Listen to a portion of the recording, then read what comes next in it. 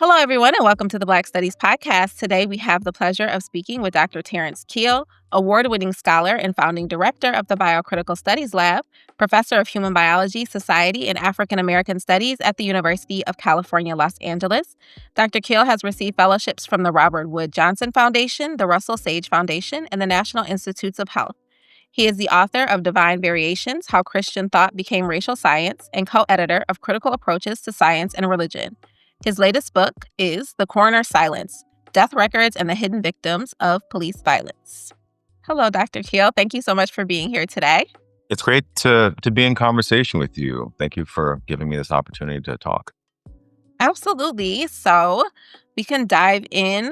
And I know we're going to get to the latest book, of course. But I want to start with how you got into Black Studies as a field and what keeps you committed to doing the work of Black Study. So, I know that you asked this question of your guests, and I am going to first say, I guess it depends on what you mean by Black Studies. So if by Black Studies, we mean the formal professional investigation of Black people's thoughts, ideas, hopes, and aspirations over time, that's one thing. But if we mean sort of Black folks working with ideas and concepts to survive and to design structures of freedom, that's another thing. And that, I would say, is the thing that drove me to the field when I was becoming a budding intellectual many years ago. When I was a young person, I studied at Xavier University in New Orleans, and I was very drawn to radical Black Catholic intellectuals who were reading Marx, were reading Du Bois, who were reading Al Rabideau, who were reading Dwight Hopkins, and all these thinkers from sort of Black liberation theology, James Cone.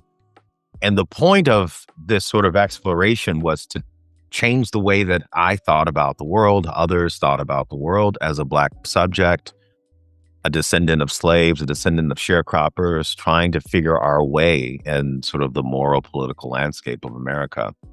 And so for me, I've always thought about Black Studies as that. And it wasn't until much later in my career when I joined the faculty at UC Santa Barbara and was appointed in the Department of Black Studies that I really began to see that there are sort of departments and disciplines that study Black folks, which is an important part of the canon of sort of American or Western or even modern thinking. And then there are departments and fields that are actually trying to kind of innovate and create new tools to help us survive these times that we're in. And it's that latter that I'm drawn to, and I see myself as a contributor, someone who contributes to this sort of study of Black life in that way. Thank you. I want to follow up on that. So one, I don't think I've ever heard the combination of like Catholicism and Black liberation theory. And I know that there are Black Catholics, obviously, but I've never heard that combination put together. Yeah. Xavier University in New Orleans has a very legendary theology department that many of the thinkers in that department were very influenced by liberation theology, both from the sort of generation that comes out of James Cone, or the same generation of James Cone, but also the kind of radical Catholic Marxists like Gustavo Gutierrez and many Latin American thinkers who in the 1960s and 70s were thinking about Marxism and critiques of capitalism and engaging a kind of global conversation about alternative modes of being in political solidarity that are deeply tied to kind of a Marxist tradition. And these thinkers were very much a part of those conversations and kind of introduced me to the life of intellectualism in this broader global frame, but with an emphasis on ideas like preferential option for the poor, the designing societies where the most vulnerable of us are the ones that are prioritized, creating dignity and purpose in people's lives. These are deeply sort of humanistic ideas. They're Catholic ideas, but for someone who wasn't really a religious person at that time, they were inspiring in that I was trying to find a vocabulary to make sense of my ethical, political commitment as a Black person. That's so interesting. Okay. So, so another follow-up. So you have degrees in theology, religion and society, and study of religion. Um, where does the biology come in? Good question. So technically, I got my PhD at Harvard University with the Committee on the Study of Religion, but also with the Department of the History of Science at Harvard, as well as African American Studies. So I worked with Evelyn Higginbotham and Evelyn Hammonds, among many others, while I was at Harvard. And this was in the sort of late aughts, so early 2009, 2010, when I started to kind of think about the relationship between religion, Christianity, and race. And there's been a lot of things written about these things. Some of the earliest work of Cornel West, who's also kind of in that intellectual tradition of radical Christian imagination, a critique of modernity, a critique of racism, an emphasis on values, and try to think about these larger systems. I was very much inspired by that way of thinking. But I was doing it at a time where, if you remember, in the year 2000, we get the sequencing of the human genome. We get the realization that Black folks have known for a very long time there are no genes for race, there are no genes for intelligence, there are no genes for people who are fit, who are not fit. Humans are 99.98% the same. Almost while the ink was drying on these sort of, I don't know what you want to call them now, foundational truths, there were people in the fields of science and genetics who were saying, but wait, what? What about that 0.2% difference? Maybe that might have the keys to explaining why certain people are more intelligent than others, or why others are more sick than others. So shortly after 2000, we get this sort of resurgence of racist thinking in science once again. And I thought, what an interesting problem, because it clearly isn't an issue of facts. This isn't an issue of data. The data is there. The facts are there. This is an issue of belief. And if it is an issue of belief, what systems in the West have been the most influential in shaping how we think about human difference and diversity? Western Christianity. It's got a lot to say about human origins, human diversity, who's chosen, who's condemned. And there became the genesis of this sort of project that became my first book, Divine Variations, where I showed how Christian thinking in the West was deeply influential in early modern ideas in anthropology, medicine, public health, and even genetics. Well, thank you. That's one, I think that is fascinating. And Christian thought and Christian nationalism and all of those things that are so very important to understand right now. Seeing that as juxtaposed like literal facts is very important. So thank you for that elaboration. Given that trajectory that you have and what brought you to this type of work, how do you see yourself as situated in relationship to the multiple disciplines that your work crosses? You know, I think if you think about sort of, let's take someone like, I don't know, Ida B. Wells or Fannie Lou Hamer or W. Du Bois. When you think about them as thinkers, you can't really put them in one field, can you? Because they're transdisciplinary, multidisciplinary innovators in a moment where the fields that they worked in mattered less than the actual things they were trying to design to solve: racial discrimination, systemic violence, white supremacy, etc. And so I have always been drawn to the field of Black studies because of the intellectual space it provides to think broadly and creatively in ways that other fields don't often provide that, and I think that for me, especially with the subjects that I care about, that I think about and write about, I've always been inspired by thinkers within sort of the Black intellectual tradition.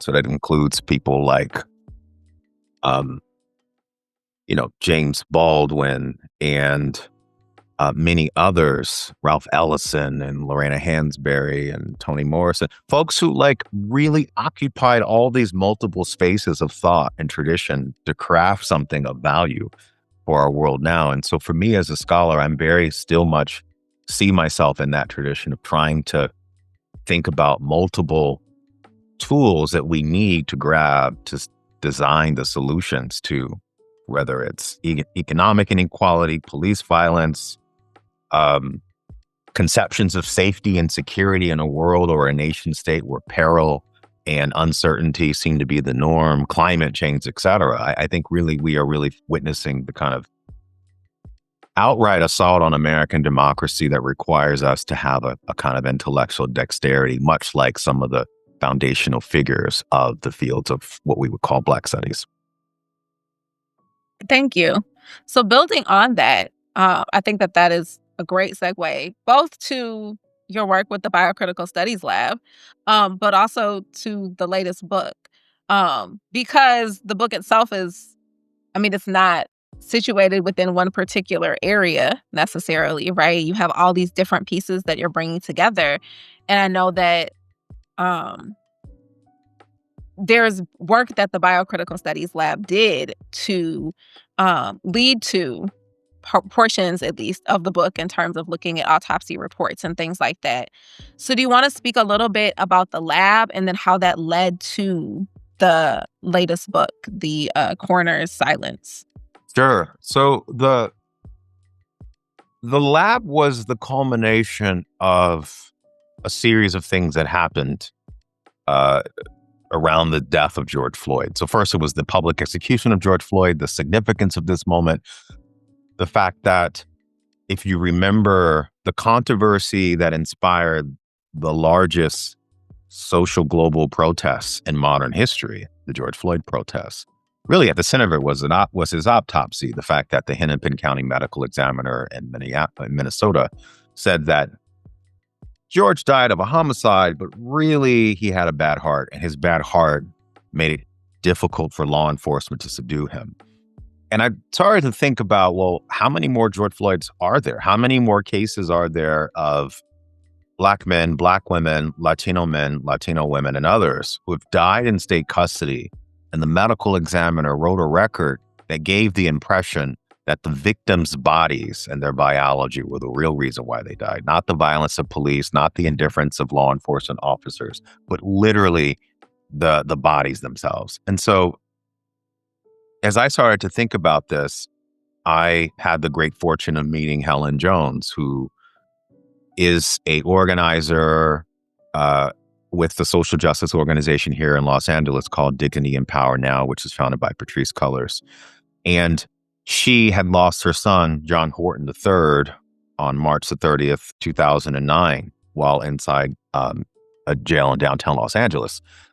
And the circumstances of his death didn't make sense. There were these wild discrepancies. He was in solitary confinement and supposedly hung himself. But when Helen got his body, his nose was broken. There were abrasions all over his face and shoulders. His mouth was full of blood. There was blood on his clothes. He had flesh wounds beneath his wrists to indicate that he was handcuffed and being beaten and was struggling.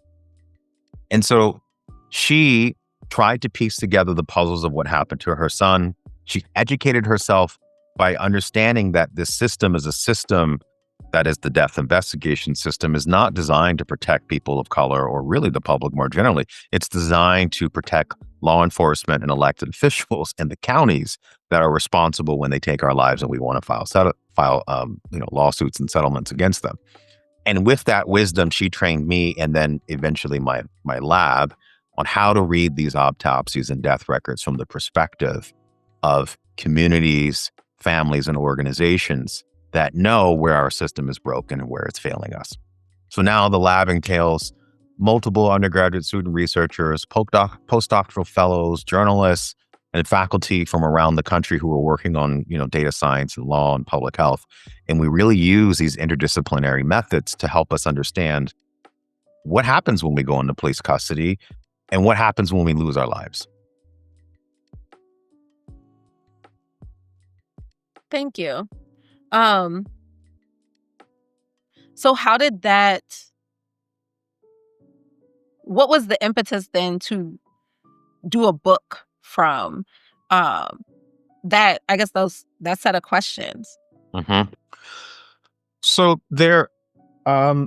great question. I think in the course of reading autopsies, which by the time it was clear that I wanted to write a book, I think I had read with my lab around 300 autopsies. And it was very clear that there was a pattern of violence and abuse and dismemberment that we could identify through data and analysis. And we could see that the way people were dying in custody, the race, age, and gender of these people, it wasn't just an accident. It was a part of a systemic problem. And I think at the core of the problem were two things that I thought needed to be in a book. One, we have in the United States a very problematic idea about what safety means and what safety looks like in our nation.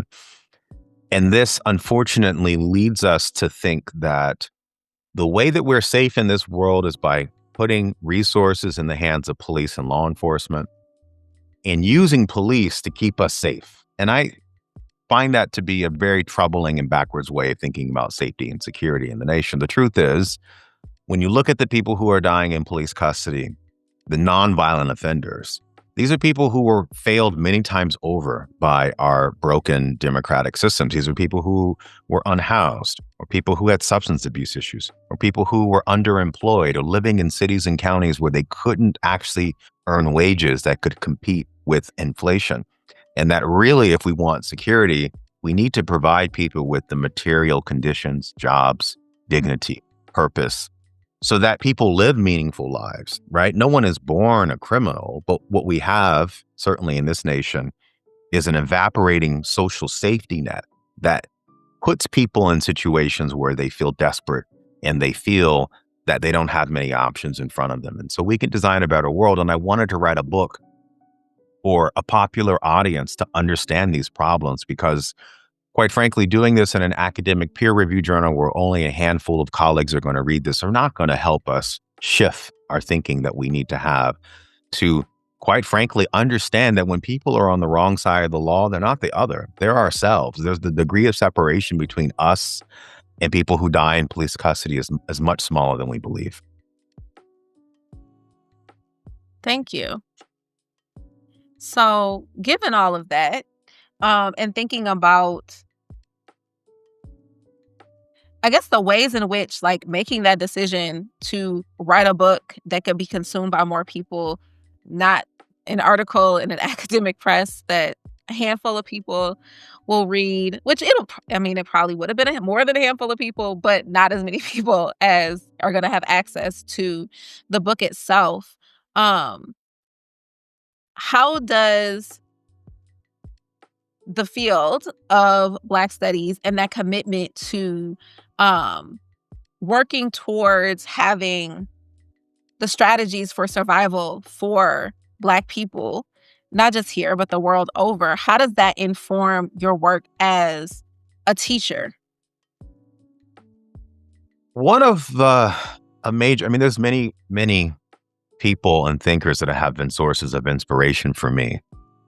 But I would have to say Frederick Douglass really is one of those people. And, you'll remember he gives this address called The Claims of the Negro Ethnologically Considered. And it's an address that's really amazing. It's delivered at what's now called Case University.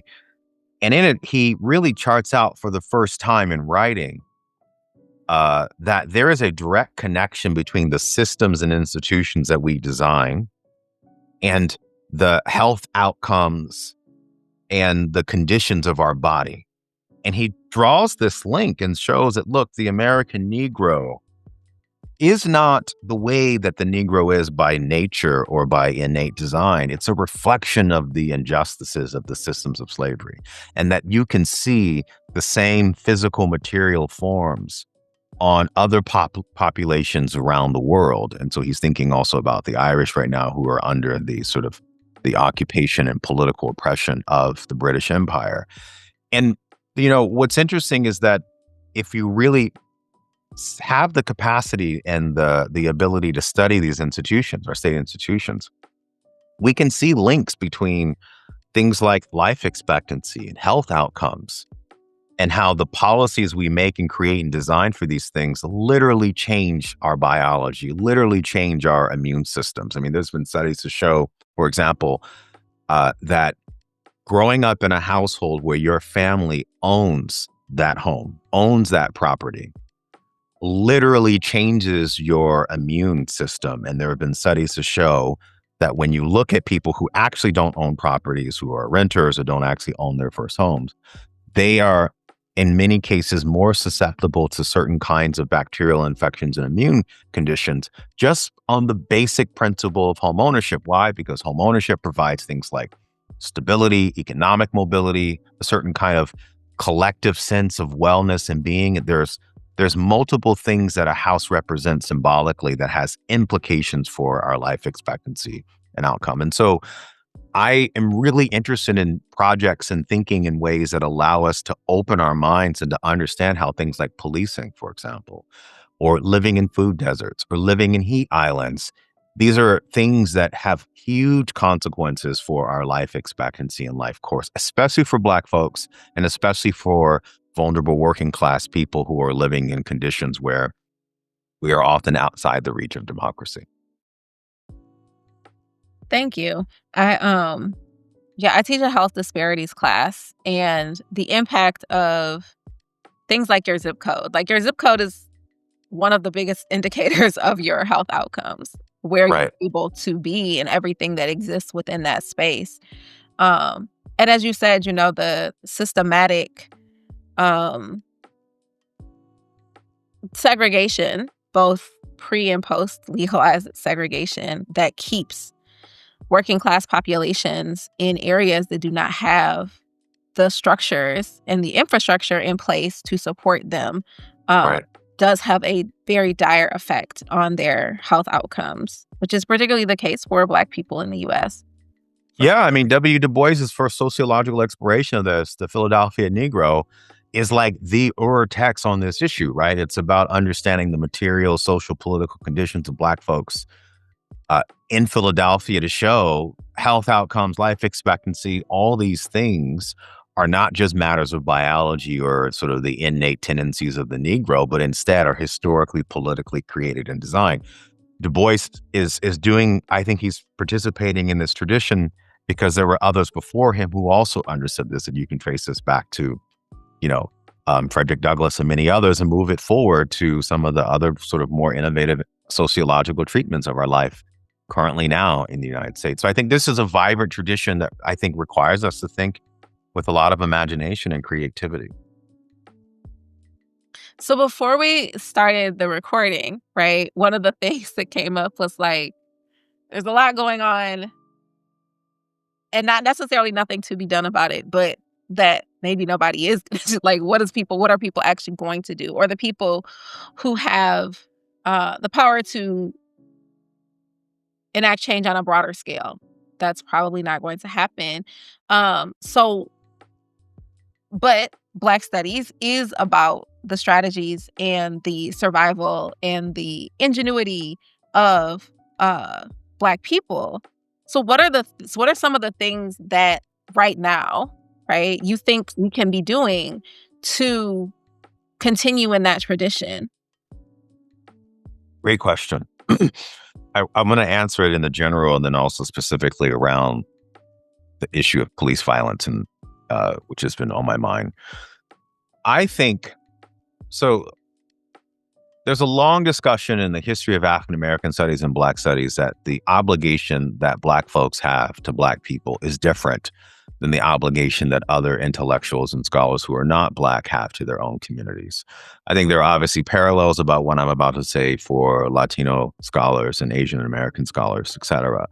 But the Negro scholar that many sort of are for sort of early foundational figures in the field, there's an emphasis to understand that the intellectual problems that we think about are not just armchair issues. They're literally matters of life and death, and matters that shape the lives and the aspirations and the dignity of people of color and our own people, both in the United States and the diaspora, wherever Black folks are globally.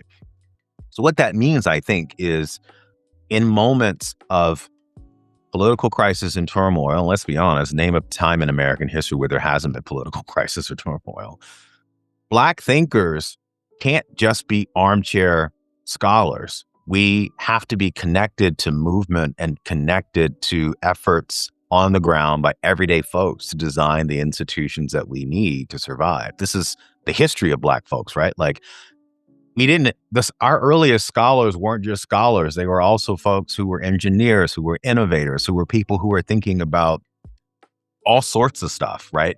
I think that this is something that is always a part of the intellectual tradition for Black life. And if folks want to get more committed to the kinds of movement for change that we so desperately need, I think start with your local organization. If there's a social political problem that is of concern of yours, whether you're a scholar or not, I promise you there's already a nonprofit or a social organization that's already working on that issue. And they actually could benefit a great deal from scholars and thinkers and thinkers who want to sort of roll up their sleeves and lend their intellectual abilities and talents to this particular issue or problem. And so part of, I think, the solution is to understand that. Now, when it comes to in custody death, police violence, I think the prescription is the same. Helen Jones and other social justice organizations have been working diligently on criminal justice reform and abolition for a long period of time before I got there, at least a decade, right? This is not a new issue. This is an old issue.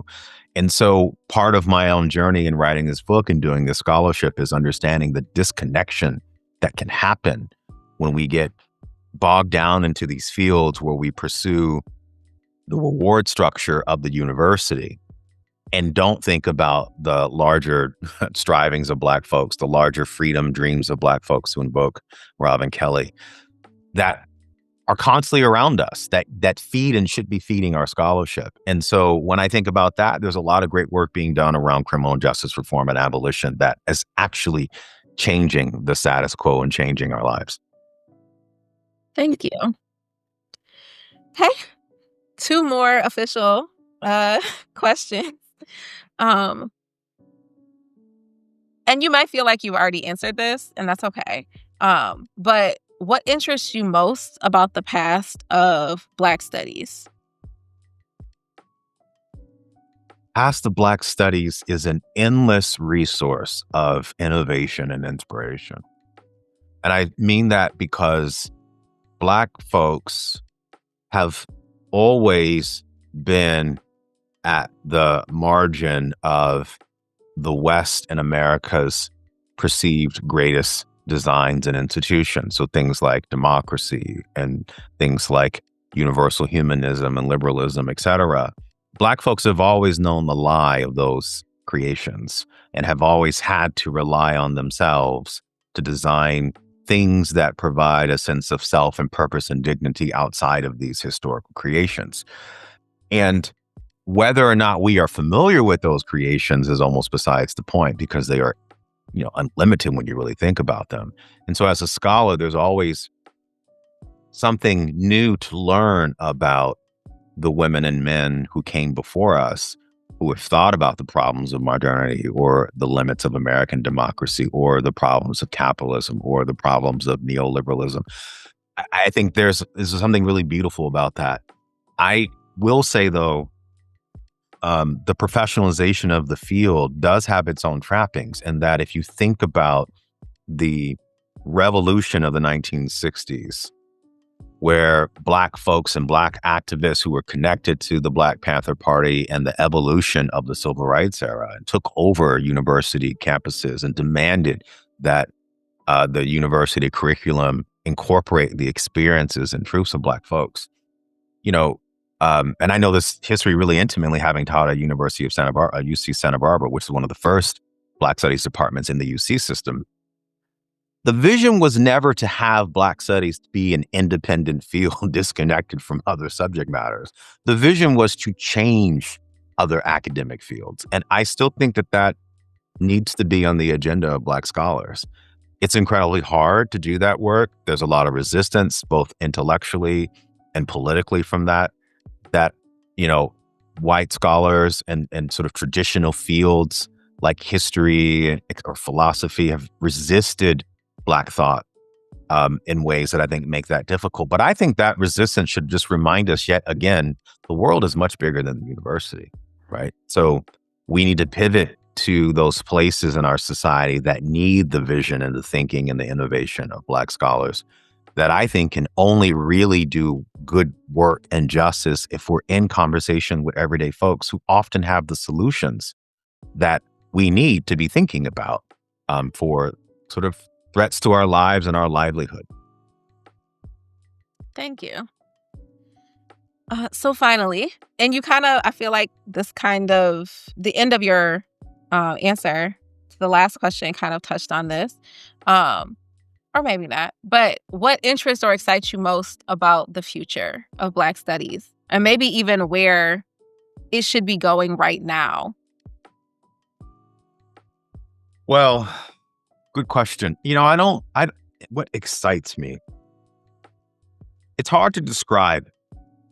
On the one hand, what I have noticed is a renaissance or an emergence of Black scholars and thinkers who are publishing work beyond traditional academic presses and are trying to do more public-facing work using tradebacks and speaking to the people, because there is a massive gap. There's a huge lacuna between the scholar and everyday folks on the ground, and Black folks are not immune to that gap.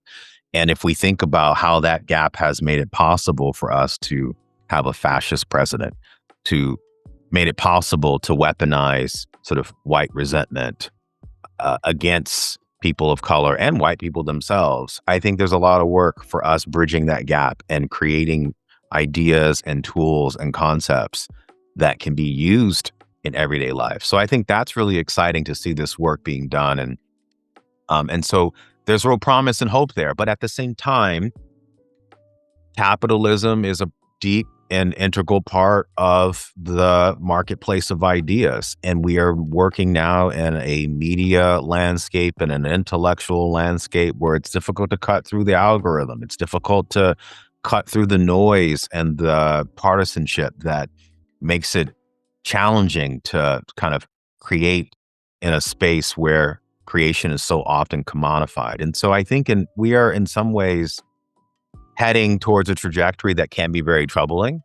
But I think what is inspiring or hopeful is to see the kind of courageous voices that are trying to write right now in a kind of void, in a moment where one could slip into despair, but there's something really beautiful about the writing process, that you create and design things that you never imagined possible, and those designs become spaces of refuge and empowerment for people who come into contact with them. And I think that's a very beautiful part of being a Black scholar in this rich tradition that we share with so many people. I think that is a wonderful place for me to stop with my questions. But is there anything else that you would like to add or contribute before I give you back your time at the end of this semester or quarter at UCLA? You know, I just want to say that state violence and police violence tragically has been a long, enduring part of our nation's history. And so often the narrative around state violence has been, and rightly so, Black folks and Latino folks are disproportionately impacted. We have a criminal justice system designed to target us and to eliminate and kill the Black body. But what we have to remember is that systems evolve and they become more efficient. And we are now living in a current political moment where Black folks are not the only targets of police violence. And the 32,104 victims that my lab found that police killed on streets during arrests between 2000 and 2020, when you look at those victims, they're not just Black folks. They're white folks, they're Republicans, there's Asian folks, there's Muslim folks, there's non-binary folks, mixed race folks, poor folks, veterans. We have tragically a police system that is increasingly unaccountable.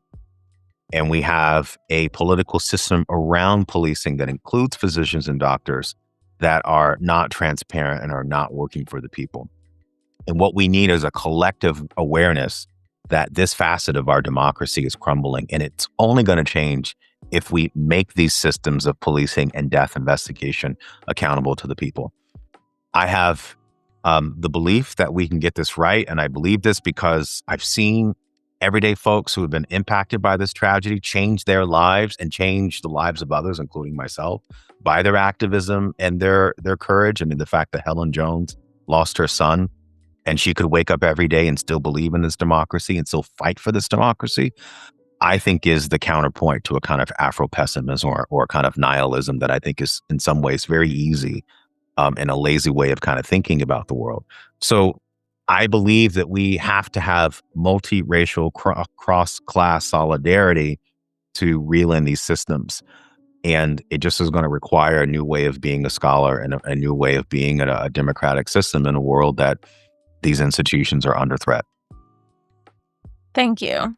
Thank you so much for that and for your time today. I really appreciated being able to talk to you in general, but also I really have enjoyed reading your book. So I do think it's definitely something that people need to check out. And it's something I think it's a different. So we have a course in my department on. It's called The New Jim Crow. It's on mass incarceration in the prison industrial complex. And I definitely think that this perspective is not one that is as represented in that course. And it's probably the case with a lot of courses on mass incarceration in the prison industrial complex. But it's a very important one to have represented because, as you said, like, been more than 32,000 deaths since 2000. And, all people are being murdered by police.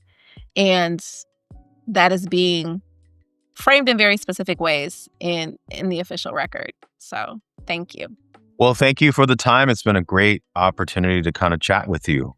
So thank you for this platform and giving scholars like me an opportunity to be in conversation. Have a great rest of your day. All right. Take care.